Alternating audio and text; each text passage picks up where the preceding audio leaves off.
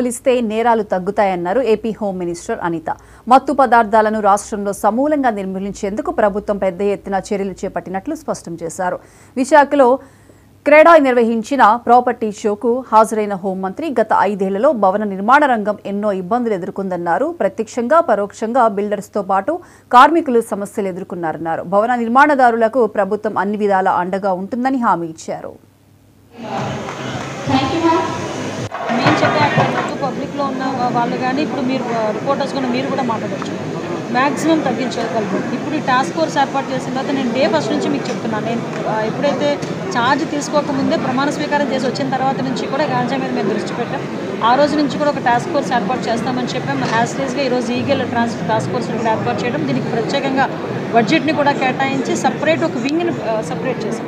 దీంట్లో ఏంటంటే king pins దగ్గర నుంచి కింగ్ పిన్స్ మా టార్గెట్ కూడా కింగ్ పిన్స్ ఎవరైతే ట్రాన్స్పోర్ట్ చేస్తున్నారో వీళ్ళకి కూడా వాళ్ళకి ఎటువంటి ఇబ్బందులు లేకుండా వాళ్ళకి ప్రత్యామ్నాయంగా ఏదైనా గిరిజనులకి ప్రత్యామ్నాయంగా ఏదైనా ఇవ్వడానికి కానీ పంటలు పండించుకున్న దానికి కానీ ఇప్పుడు ఎవరైతే ట్రాన్స్పోర్ట్ చేస్తున్నారో వాళ్ళకి కూడా ఎక్కడ కూడా యాక్సెసిబిలిటీ లేకుండా వాడు ఎక్కడ స్టార్ట్ అయ్యి ఎక్కడ ఇచ్చినా కూడా మా సర్వేలెన్సెస్లో దొరికిపోయే విధంగా ఆ సిస్టమ్ను కన్నా మేము క్రియేట్ చేస్తాం.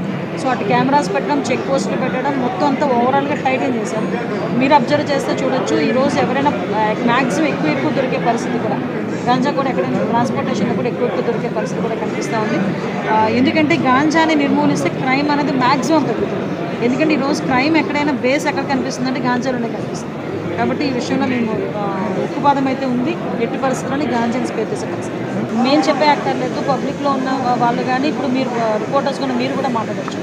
మ్యాక్సిమం తగ్గించగలరు. ఇప్పుడు ఈ టాస్క్ ఫోర్స్ ఏర్పాటు చేసిన తర్వాత నేను డే ఫస్ట్ నుంచి మీకు చెప్తున్నాను. నేను ఎప్పుడైతే ఛార్జ్ తీసుకోకముందే ప్రమాణ స్వీకారం చేసి వచ్చిన తర్వాత నుంచి కూడా గాంజా మీద మేము దృష్టి పెట్టాం. ఆ రోజు నుంచి కూడా ఒక టాస్క్ ఫోర్స్ ఏర్పాటు చేస్తామని చెప్పాం. యాస్టేజ్గా ఈరోజు ఈగల్ టాస్క్ ఫోర్స్ ఏర్పాటు చేయడం, దీనికి ప్రత్యేకంగా బడ్జెట్ని కూడా కేటాయించి సపరేట్ ఒక వింగ్ని సపరేట్ చేసాం. దీంట్లో ఏంటంటే కింగ్ పిన్స్ దగ్గర నుంచి కింగ్ పిన్స్ మా టార్గెట్ కూడా కింగ్ పిన్స్ ఎవరైతే ట్రాన్స్పోర్ట్ చేస్తున్నారో వీళ్ళకి కూడా వాళ్ళకి ఎటువంటి ఇబ్బందులు లేకుండా వాళ్ళకి ప్రత్యామ్నాయంగా ఏదైనా గిరిజనులకి ప్రత్యామ్నాయంగా ఏదైనా ఇవ్వడానికి కానీ పంటలు పండించుకున్న దానికి కానీ ఇప్పుడు ఎవరైతే ట్రాన్స్పోర్ట్ చేస్తున్నారో వాళ్ళకి కూడా ఎక్కడ కూడా యాక్సెసిబిలిటీ లేకుండా వాడు ఎక్కడ స్టార్ట్ అయ్యి ఎక్కడ ఇచ్చినా కూడా మా సర్వేలెన్సెస్లో దొరికిపోయే విధంగా ఆ సిస్టమ్ను కన్నా మేము క్రియేట్ చేస్తాం. సో అటు కెమెరాస్ పెట్టడం, చెక్ పోస్టులు పెట్టడం, మొత్తం అంతా ఓవరాల్గా టైటన్ చేశాం. మీరు అబ్జర్వ్ చేస్తే చూడొచ్చు, ఈరోజు ఎవరైనా మ్యాక్సిమం ఎక్కువ దొరికే పరిస్థితి కూడా గాంజా కూడా ఎక్కడైనా ట్రాన్స్పోర్టేషన్లో కూడా ఎక్కువ దొరికే పరిస్థితి